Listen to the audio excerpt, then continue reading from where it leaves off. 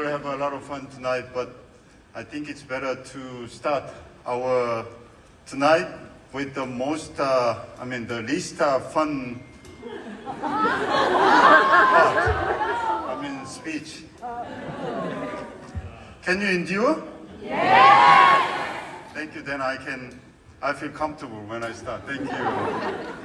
Well, Jessica, first of all, thank you so much, my friend, my dear friend, so much for your kind introduction.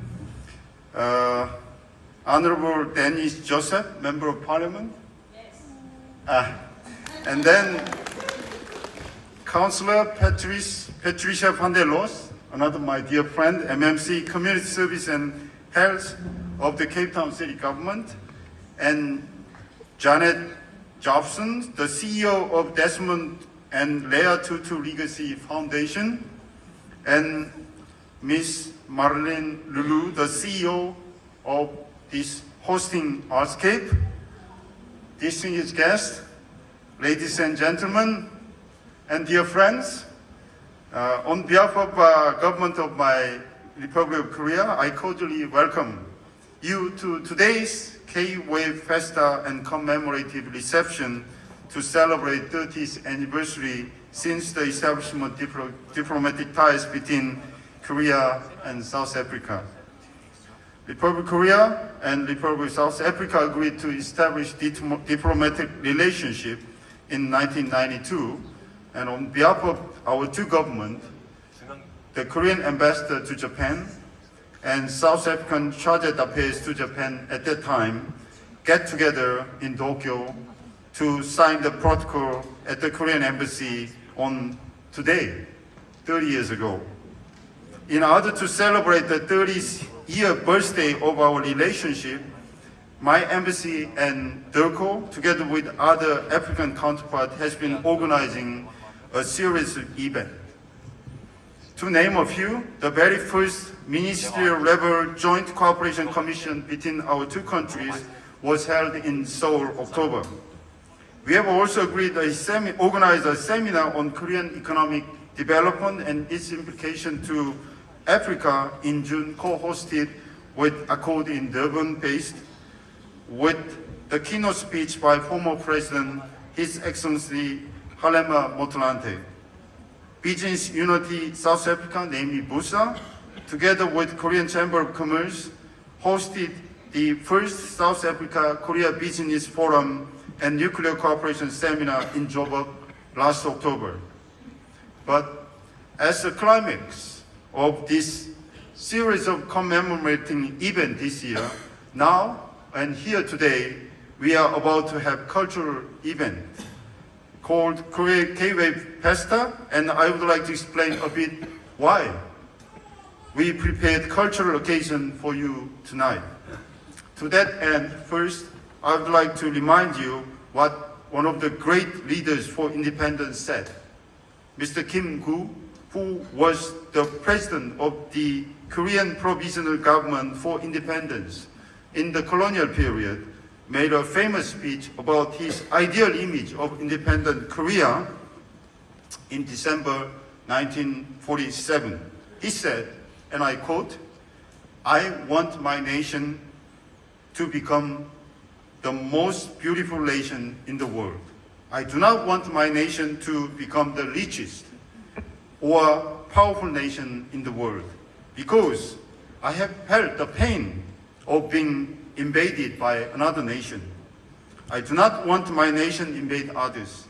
It is sufficient that our wealth is such that it makes our life abundant, and our military strength such that it is able to repel others' invasion.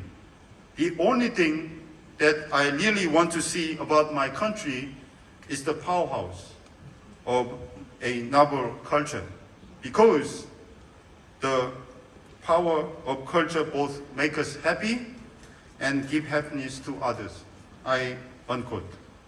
So, as we are well aware, Korea was one of the world's poorest countries when Mr. Kim Gu made this speech in 1947. However, Republic of Korea has become an economically developed country and has accomplished its military strength with mature democracy now.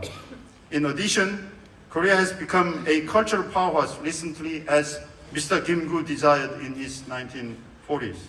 Nowadays, Korean culture has been well represented via Korean waves, such as K-pop, K-drama. As Mr. Kim-gu highlighted, I believe that Korea's representative culture both make us happy and give others happiness. That's the reason why we has invited a special performance team tonight for a famous Korean non-verbal percussion performance, and Jinjo crew, the most famous Korean b-boy crew for winning world's top major tournaments in the world, as well as boy band must be as a climax event of our commemoration. I hope all of you enjoy today's special performance. And last but not least, I would like to take this opportunity to introduce an ambitious project of my government to host World Expo 2030 in Busan, which is the second largest city and biggest port city in Korea.